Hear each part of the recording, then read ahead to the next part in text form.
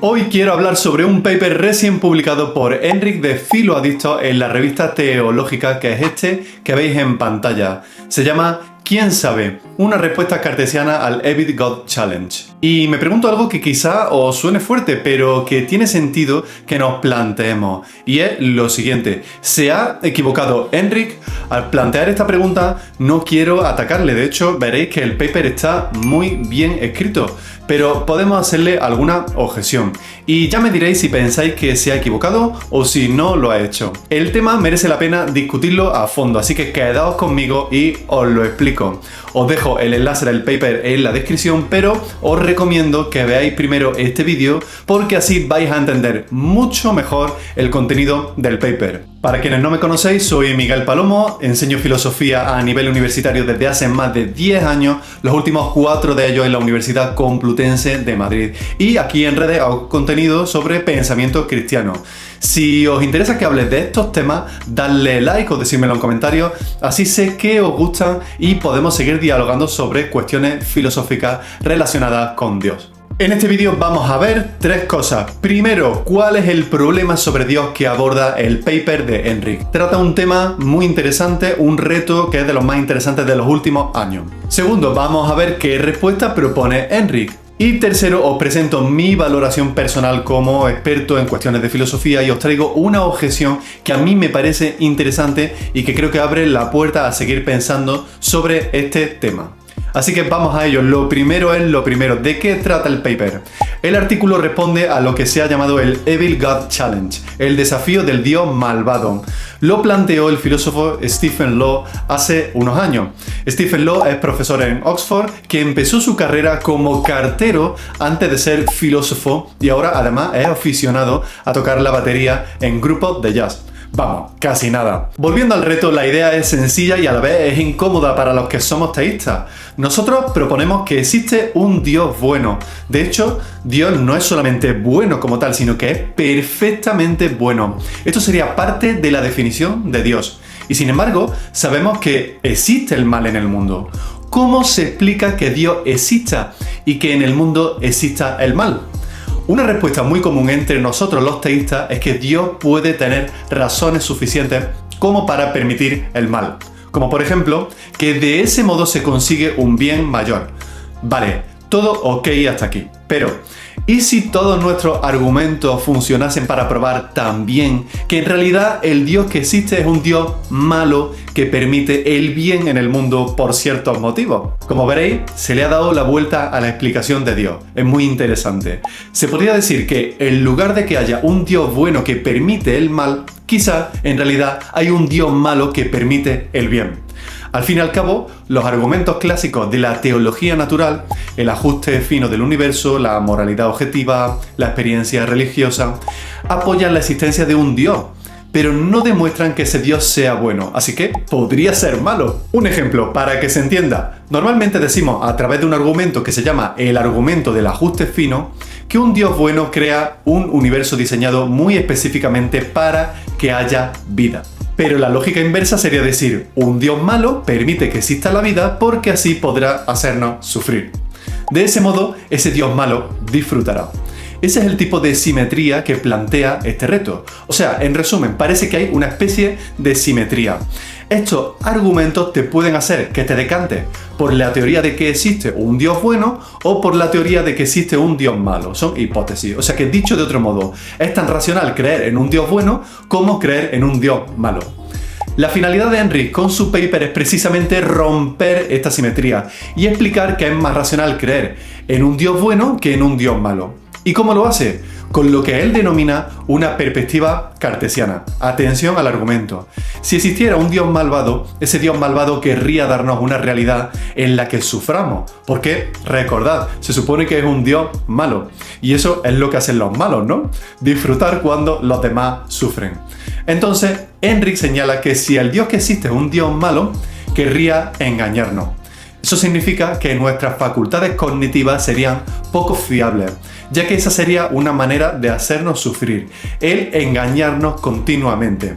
Como por ejemplo en la idea del genio maligno de Descartes, que podría engañarnos haciéndonos creer que 2 más 2 son 4 cuando en realidad son 5. Y nosotros nunca lo sabríamos. De ahí que el paper se denomine cartesiano. Entonces, si esto es así, estaríamos radicalmente engañados sobre el mundo, sobre la verdad, incluso sobre nuestras relaciones con los demás. En definitiva, estaríamos engañados sobre toda la existencia.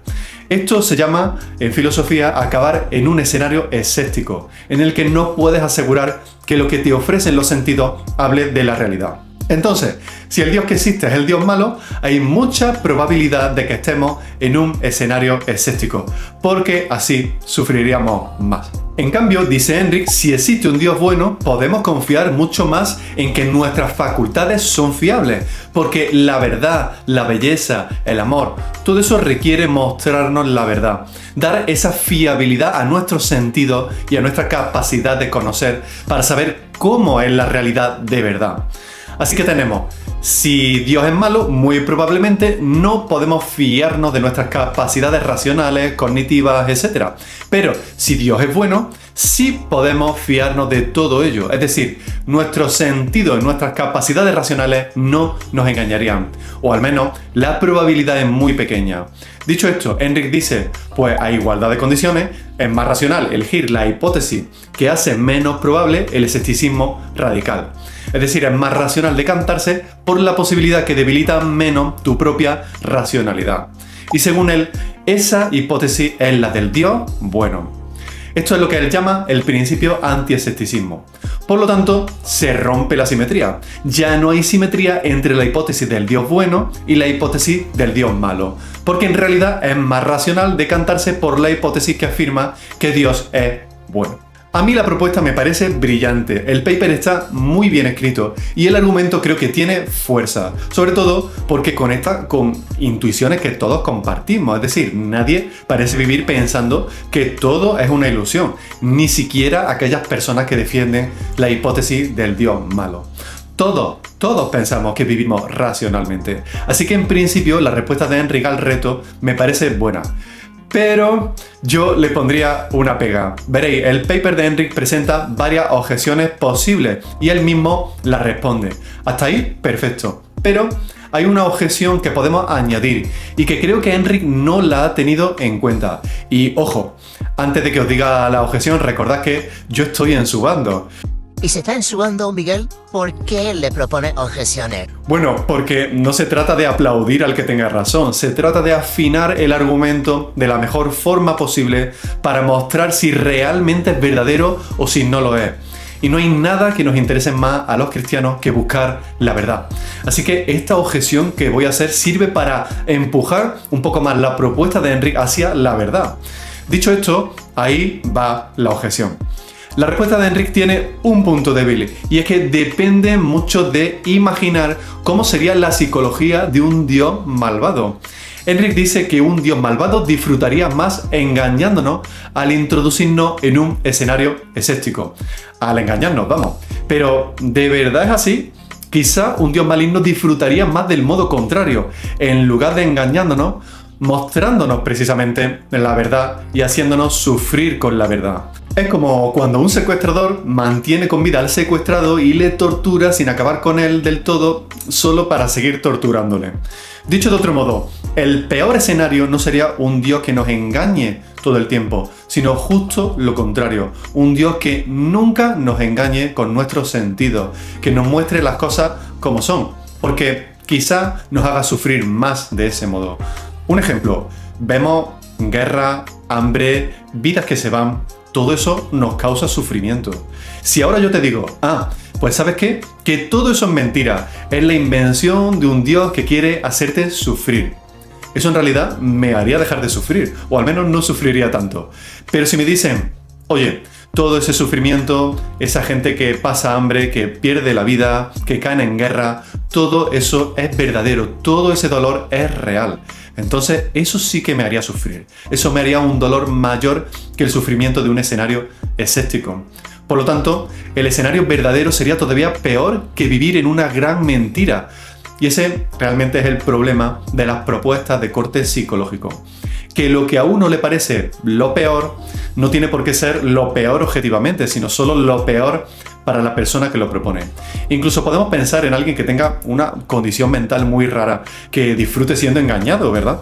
Para esa persona, un Dios que le engañe sería un buen Dios, no sería uno malvado. Por eso digo que todo depende de la percepción psicológica que uno suponga, y creo realmente que esa es la gran debilidad de la propuesta de Enric. O sea que, en resumen, dicho de otro modo, el calificativo malo aplicado a un dios, a un supuesto dios malvado, se vuelve problemático, porque lo malo queda reducido a una proyección psicológica, lo que a uno le parece doloroso, lo que a uno le parece cruel, desagradable. Creo que todo esto hace que el reto pierda fuerza, porque el contraste entre un Dios bueno y un Dios malo no está fundado en propiedades reales y universales, sino en estados subjetivos de percepción o incluso de sentimiento. Y aquí surge la pregunta, ¿no habrá otra forma de romper la simetría que no dependa de percepciones psicológicas? Quizá algo más profundo en la naturaleza del bien y del mal. De momento esto lo dejo en el aire porque estoy trabajando en ello, pero si os interesa, decírmelo y os presentaré mi solución.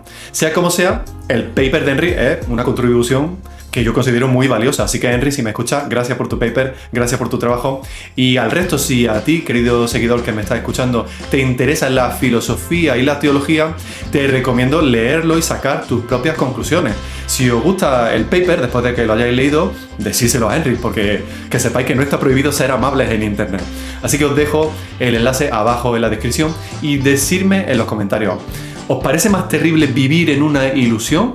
¿O os parece más terrible vivir viendo toda la verdad del sufrimiento? Os mando un abrazo y recordad que todo apunta a Dios.